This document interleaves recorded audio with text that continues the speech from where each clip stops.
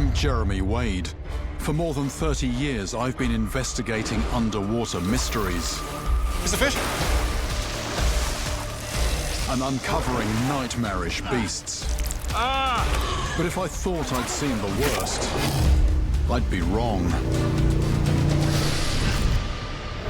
500 million years of evolution has seen millions of fish come and go. Among them, monsters that were stranger, deadlier, and bigger than anything alive today.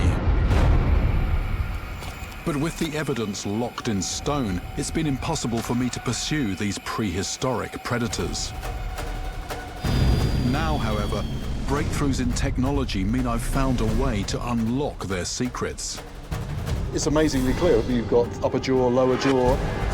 And now that the door to the prehistoric past is open, I have to go through. This is the first time I've been so close to such a large predator. I'm going on an epic journey around the globe and back in time to hunt down the greatest river monster that ever lived.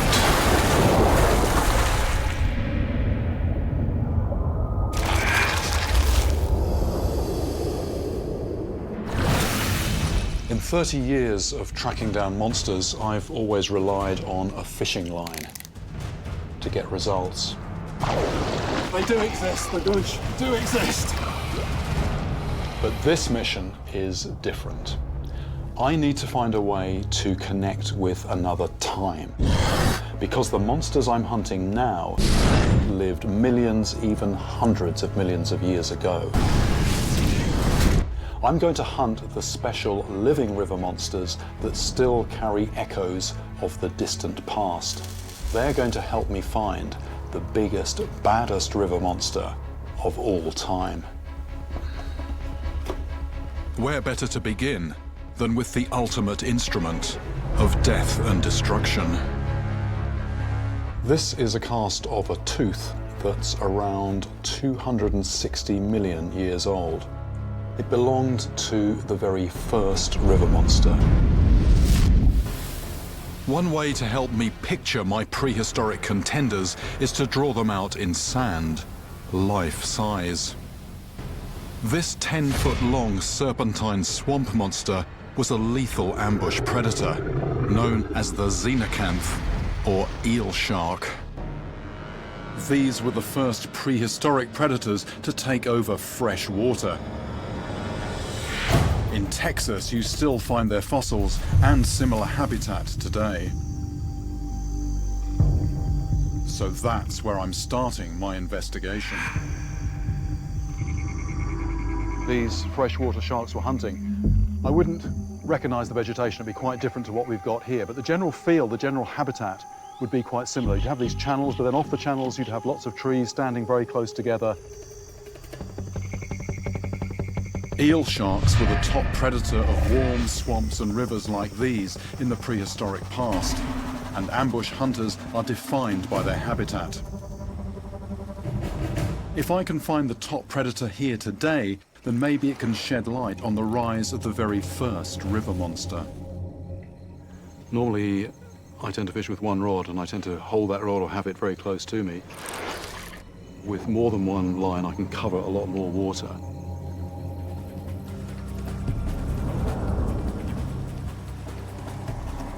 This has taken 20 yards or so. It's still going, it's moving right to left. There, still going, it's going across the river now. Lost now. Gonna tighten up and go, okay? Yep, this is a good sized fish. There it is, there it is, there it is.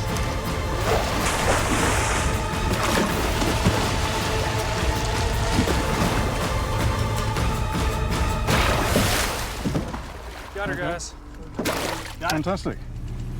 It's an alligator gar, a living fossil that's been unchanged for more than 60 million years, and is close to the size of the prehistoric eel shark. Take it to the beach here where we can actually just gently slide it up on the sand. But I'm wary of any predator that weighs in at over 120 pounds.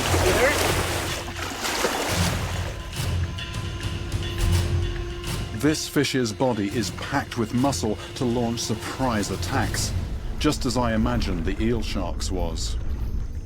Right, this creature is very much the top predator in the water these days.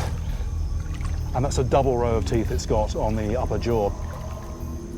But the eel shark took its hardware to an even more devastating level. If you can imagine something where every tooth has 2 prongs, then any attempt to wriggle free would shred the prey alive. This 10-foot-long prehistoric predator was the largest freshwater fish of its time and grew bigger than any fish in these waters today. the xenocanth, an eel-like shark, would have been 3.5 foot longer than this. Eel sharks dominated the world's swamps and rivers for more than 100 million years, hunting the same waters as the ancestors of the gar.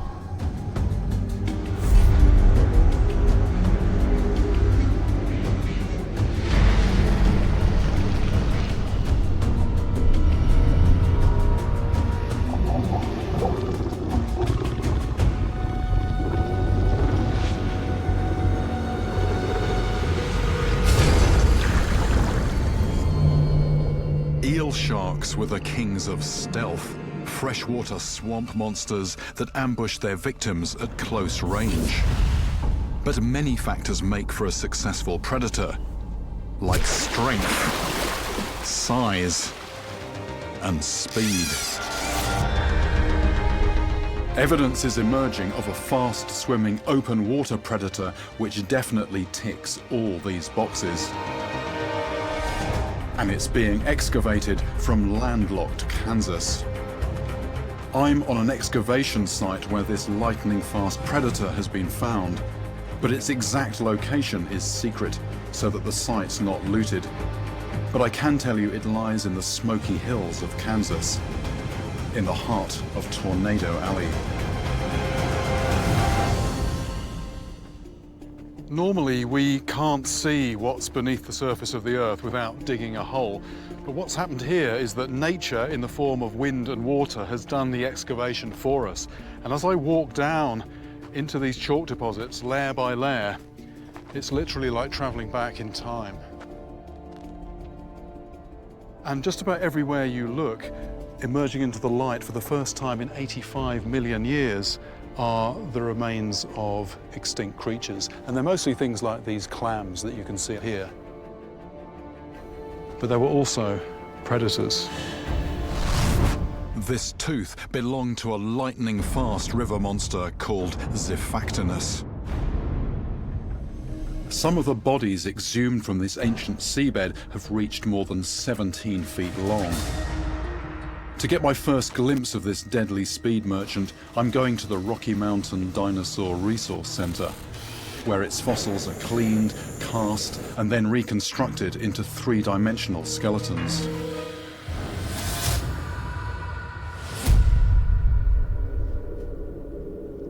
Now that I can see the whole thing in 3 dimensions, there are parts of it that really do remind me of fish that I've seen in the flesh. The way the jaws operate is uncannily like the Goliath tigerfish. And the shape of the body is somewhat like a giant tarpon. The tarpon uses this streamlined body design to cut through the water with minimal drag. It's explosive on the line and reaches weights of 350 pounds. Yeah. But Xiphactinus could top a ton. This is the biggest complete specimen of Xiphactinus that's ever been found.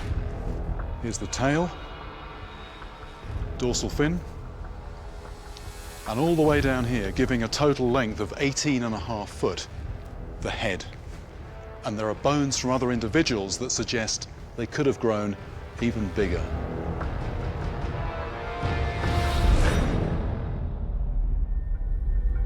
The shape of its skeleton, especially the design of its pectoral fins and tail, is very close to another open water predator living today.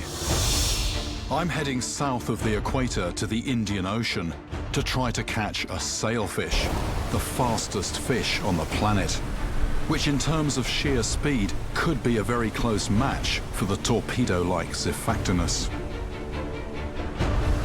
The large eye sockets on the Xiphactinus skull suggest to me that it was a sight predator, just like the sailfish. We have some teasers off the back in addition to the wake of the boat, and there are baits swimming fast across the surface. I'm waiting for something to hit one of those.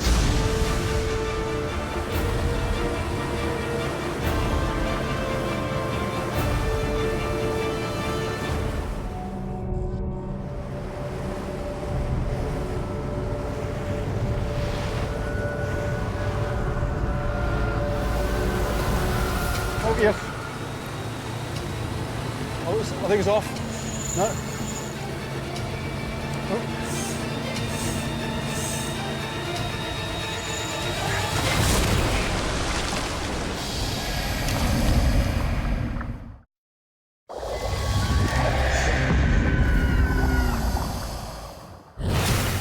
I'm on a mission to hunt down the biggest, most terrifying river monster that ever lived. My latest contender is the Xiphactinus, whose giant streamlined fossils suggest a predator engineered for speed. To help me construct a mental picture of a live Xiphactinus, I'm after the fastest fish alive today, the sailfish. Oh, yes. The only problem is, I've never tried to bring in a fish that can swim this fast. That all happened very, very quickly. It's just jumping there in the distance. I think I'm going to come that side. Here we go. This fish can strip line in explosive bursts approaching 70 miles per hour. Right, get some line back in. Oh, no, jump. And again. I'm going to come round to the front, round to the front. If I can keep it on the hook, it should tire enough for me to bring it in. Slowly going in line.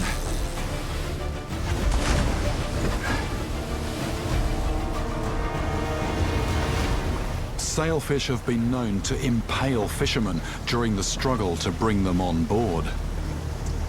This is a real first for me. Sailfish. That's the reason it's called that.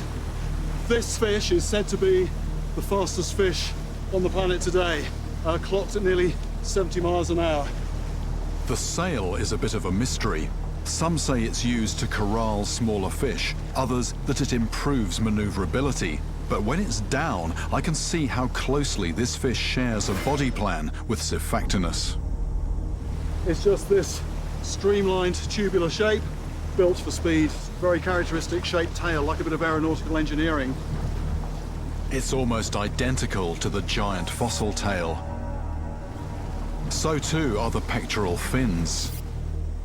But that's where the similarities end. Xiphactinus had jaws that could bite fish like this in half. The Xiphactinus was the biggest fish of this general body design that's ever lived. It grew up to about 20 feet long.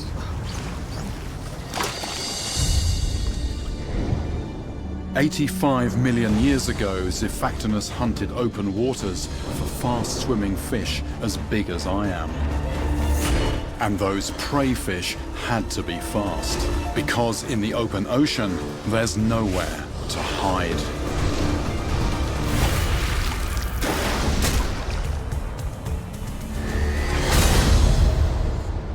In terms of speed, size, and hardware, Xiphactinus has to be up there as one of the greatest river monsters that's ever lived. But one prehistoric leviathan grew to 3 times its length, and with monsters, size counts for a lot. And there's one modern-day behemoth sharing these waters with the sailfish, which can give me a sense of that scale. I've never tried to go after a fish this big, and I'm starting to wonder if I should.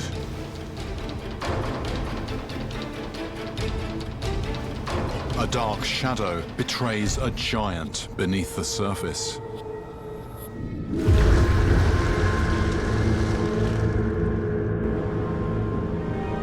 Emerging from the gloom is not a whale, but a whale shark, the largest fish on the planet today. That thing is just massive. It's a good 20 foot long. But that's a small one. They grow to about twice that length. That is the size and weight of the school bus. But compared with what came before, the whale shark is small fry. Incredible. Huge as these things are, even a fully grown one is smaller than the biggest fish that ever lived. That was about the size of a train car. This prehistoric, shadowy beast has to be a contender for the greatest river monster ever. It patrolled our planet's waters long before giants like whale sharks or whales came on the scene. The sheer scale of the biggest ever river monster is something that can only be appreciated outdoors. Normally when I go to the beach, I'm there to bring in a monster. I never get to play in the sand. Today, I'm going to create my own life-size image of this contender for the ultimate river monster. From the tip of the snout to the end of its tail, we're talking more than 50 feet. So you could line me up 8 times along its length. And at up to 12 feet long, you could line up 2 of me along each fin. This fish was like a giant ocean glider. Then there's its enormous mouth. It had a huge gape. I could pretty much walk into its mouth, but I wouldn't find any savage fangs in there. This giant ate plankton like the largest whales do today. Long before whales came on the scene, Leedsichthys was the first plankton-eating leviathan.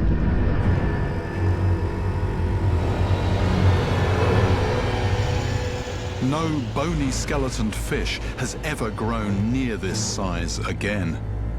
It may have topped 20 tons, yet it flew through prehistoric oceans like a great glider. And once Leedsichthys vanished, it would be many millions of years before any other plankton feeder approached its phenomenal size. There's no denying that the Leedsichthys is an unsurpassed giant, but despite its monstrous size, I think the ultimate river monster has to be a predator, a deadly hunter. That still leaves Xiphactinus as the strongest contender so far. But I've just found out that one of the most feared freshwater fish alive today, the piranha, had a giant, even more horrific prehistoric relative. Enter mega piranha.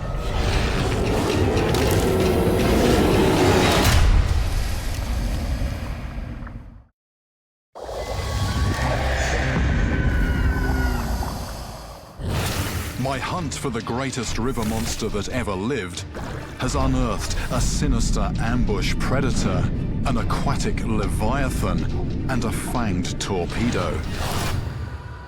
Now I've discovered evidence for what might be my most bloodthirsty contender so far. These photographs show a unique and very disturbing fossil from the banks of the Rio Paraná in Argentina. It's part of a fish's jaw with 3 teeth. Based on the size and curvature of this jaw fragment, its owner was a giant piranha 3 feet long. If it was swimming alongside me, it would extend from my head to my waist. And if the mega piranha shared the aggressive pack hunting behavior of these guys, then the mega piranha is a truly terrifying candidate for the baddest river monster of all time. But with nothing else to go on, how can I bring this beast to life? I'm going to scale up the piranha's body to match scientists' estimates of mega piranha. I've also had the piranha skull laser scanned, then scaled up and 3D printed.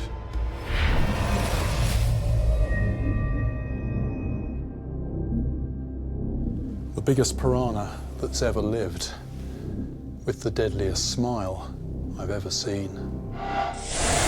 This could take a hand off, and that's just for starters. I can scarcely begin to imagine what a pack of hungry mega piranhas might be capable of.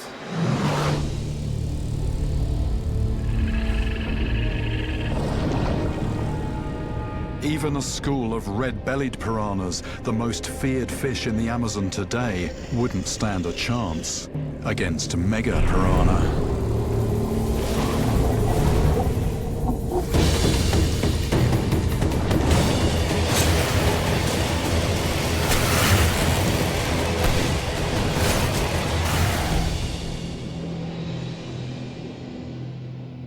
But we only have a single solitary fossil for this entire species. We don't really know anything about its behavior.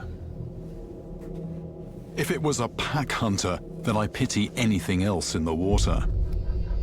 But not all piranhas hunt in packs, so despite its horrific teeth, I'm going to park this one until more evidence turns up. Which is exactly what has happened with another fiercely armed prehistoric predator.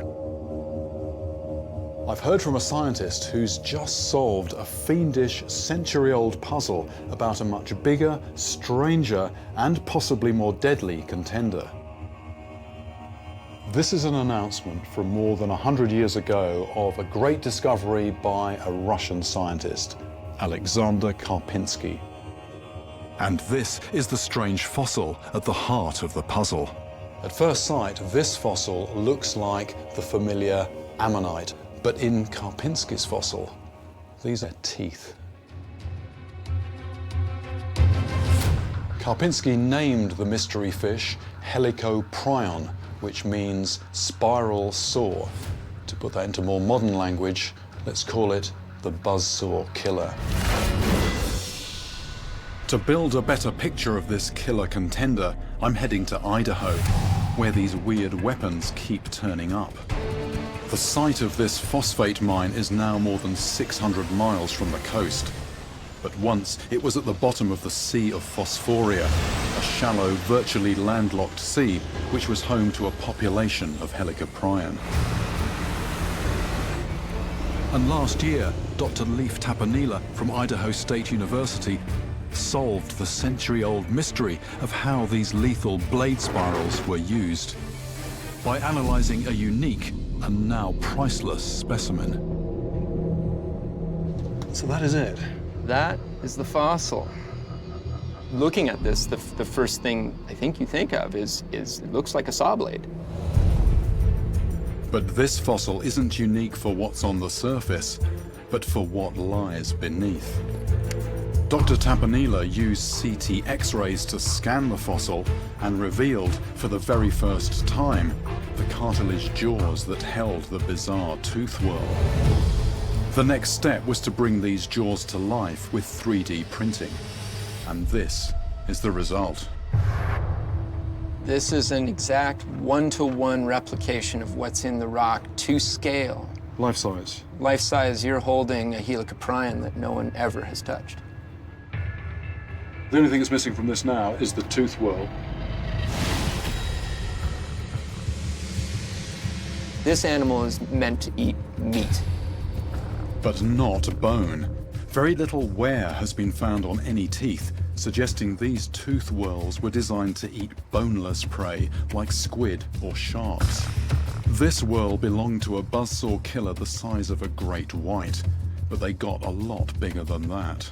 We have spirals that go up over 2.5 feet in diameter, which means the skull is now pushing us up to 4 feet and gives us an animal that reaches well past 20, 25, maybe even up to 30 feet for the largest Helicoprions. With this knowledge, I'm able to imagine such a beast in action.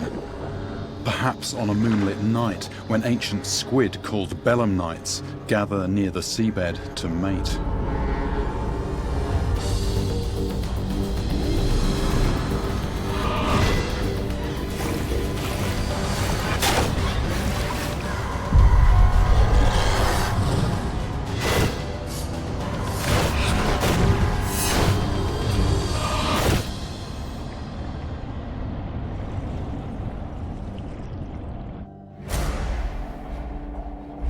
Any fish armed with a weapon like this has to rank very highly on the list of the deadliest river monsters ever.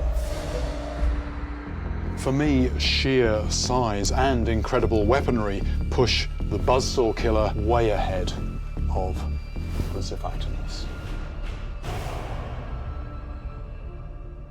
But now my challenge is to find out if there's anything bigger, badder, or even more terrifying that can possibly rival it.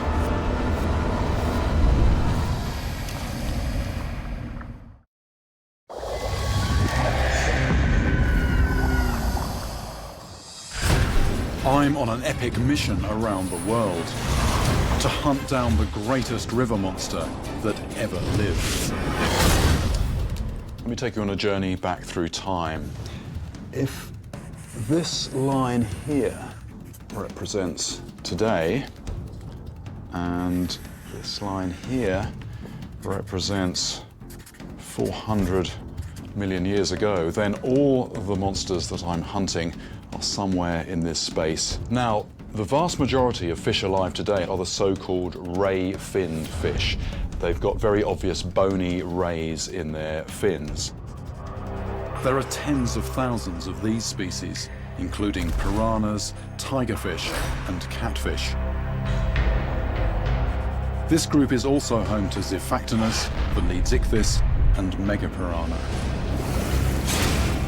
But when you dig back into the fossil record, the number of ray-finned fish steadily diminishes until there are none around. The other significant group of fish around today are the sharks and their relatives. Sharks originated significantly further back than the ray-finned fish. This was the era of the eel shark and the buzzsaw killer. But there was another group of fish. They were on the scene for more than 50 million years. But then they all became extinct. There are no descendants alive today. These were the placoderms, or plate skins. Ancient armored fish that started a monumental arms race. Not only were their heads encased in bony armor, but these were also the prehistoric fish that pioneered and perfected biting jaws. And one armored fish grew into a gargantuan bone-crunching giant, the Dunkleosteus. And this is how big its head armor was. Somehow I have to figure out whether this long-extinct beast is the greatest river monster that ever lived.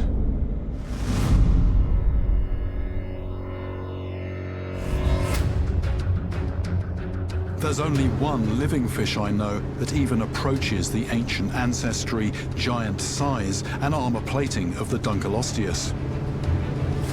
It lurks in the dramatic landscape of Canada's Fraser Canyon in the wilds of British Columbia. But fishing here is extremely challenging.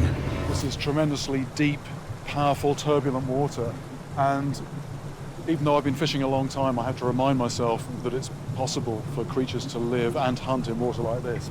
Who knows what could be down the bottom of this water. Yeah, so we're all set. Baits are down. Just waiting now.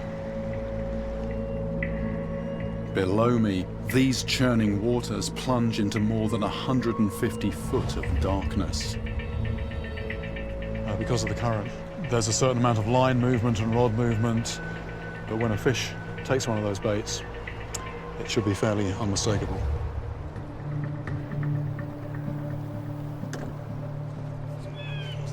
Yeah.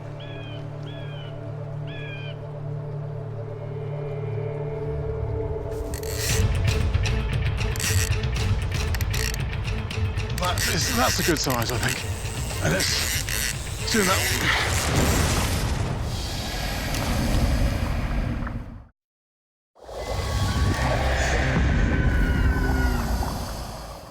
I'm going back millions of years to unearth the greatest river monster of all time. In Canada's Fraser Canyon, I'm searching for the only armored giant alive today, that can shed light on what could be my strongest contender so far. The Dunkleosteus, or bone crusher.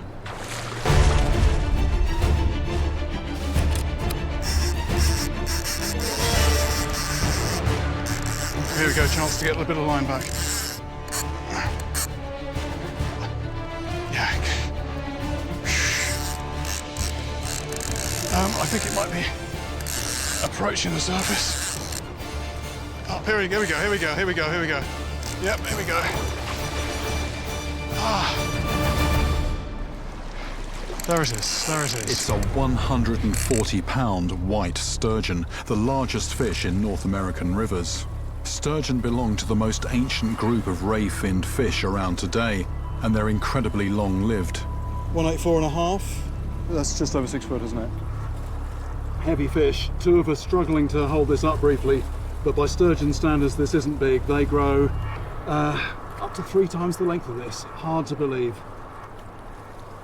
That's around the same size range as the bone crusher. The sturgeon's bony plates are unusual in living fish, and its body helps me imagine the strength and power of the bone crusher's body. It really is a strange-looking beast, but back when these started to emerge, this look was actually very common, armor plating, and this is one of the few remnants of that age that survives to this day. This sturgeon has given me living clues to a lost armored predator. It's going. But to find the last piece of the puzzle, I'm heading back to the US, to the Cleveland Museum of Natural History, to come face to face with the very first ocean-going apex predator, the Dunkleosteus.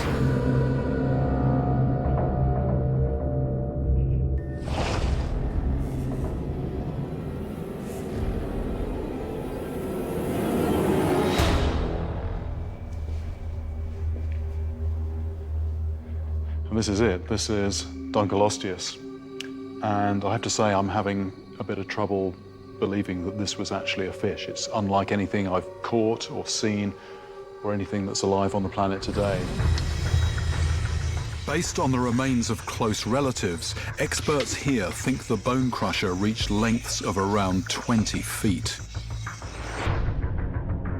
And you just can't fail to notice these huge fangs. They're not actually teeth, but sharpened bare jawbones. It's estimated that the bone crusher could slam its jaws shut with a force of around 8,000 pounds per square inch inside 0.05 of a second. Possibly the strongest fish bite ever, and horrifically more powerful than any creature alive today. And what all of this tells us is that this wasn't a fish that merely grabbed prey, which had to be small enough to swallow whole. This could slice through flesh and bone, which meant it could go after much larger prey and bite clean mouthfuls out of them. And this took predation to a whole new level.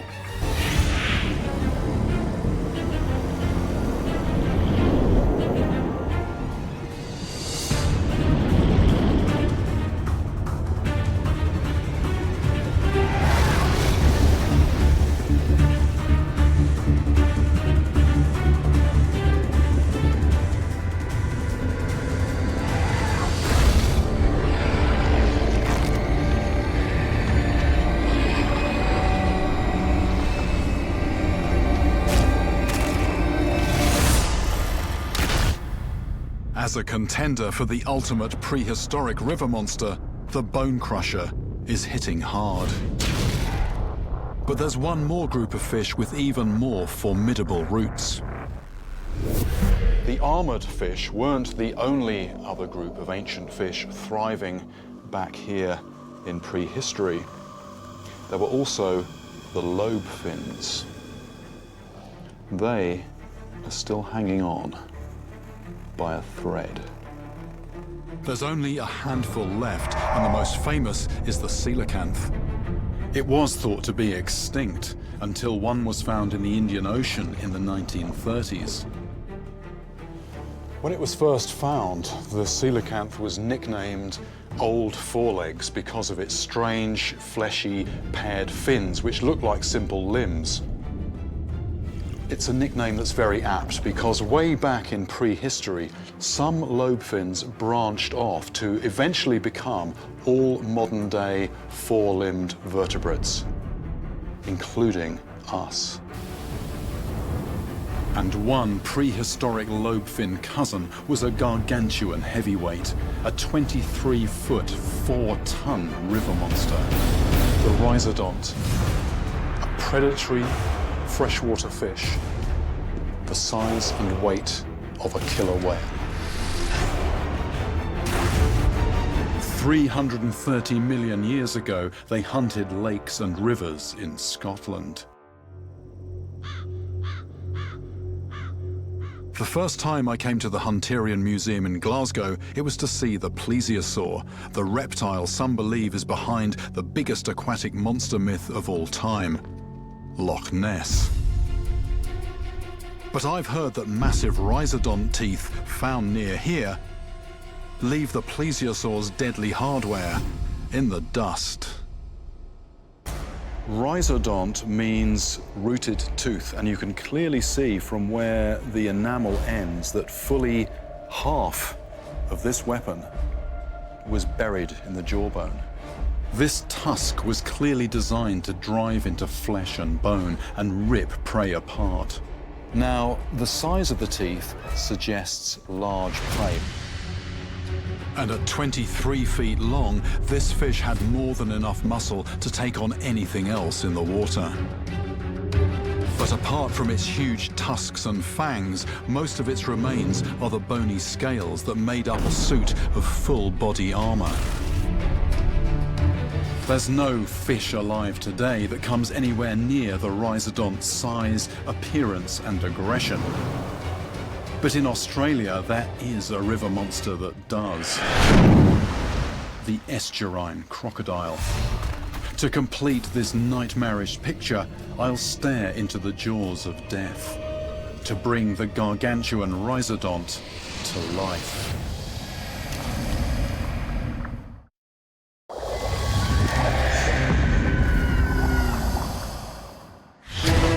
My worldwide hunt for the biggest, baddest river monster of all time has finally brought me to the rhizodont. The size of a killer whale and armed with 10-inch tusks, no freshwater fish comes close to the rhizodont's scale and power.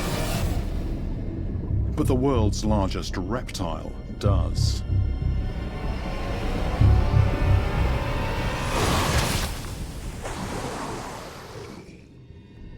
His missing limbs are the price a top predator pays to stay at the top. At 18 feet long, Chopper is 3 times my length. But the giant rhizodont could have been another 5 feet longer. And I'm just trying to sort of calm myself down a little bit and get into proper observation mode. This giant aquatic predator deploys the same ambush strategy as the rhizodont. And the power of that strike is rooted in the tail. It's half the body length, so on an 18-foot animal like this, you've got a 9-foot tail, and that's just solid muscle. It works in the same way as a fish's tail, and it's all about propulsion. Judging by size alone, the rhizodont's massive tail must have packed more than twice the croc's muscle power. It's an uncomfortably close view I'm getting of the teeth and jaw of this animal.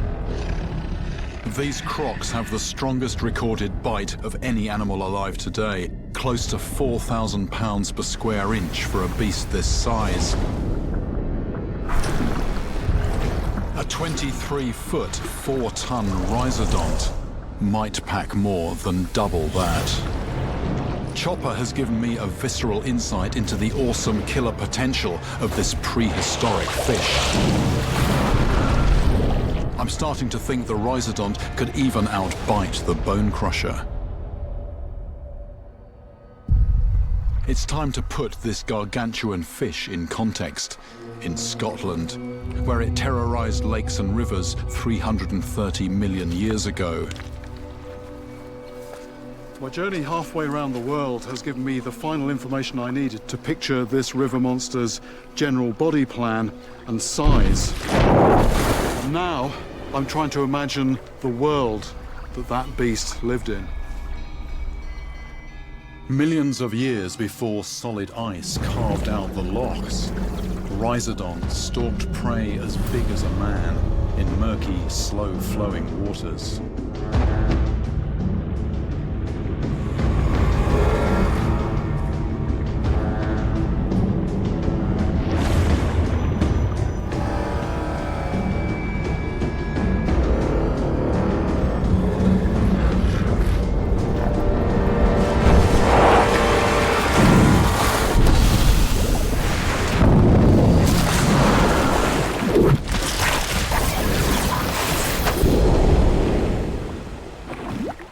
At the end of my search for the greatest river monster of all time, it's a very close contest between the bone crusher and the rhizodont. But I now know where I'd place my bet. So for me, there's no question. The rhizodont is the ultimate prehistoric river monster.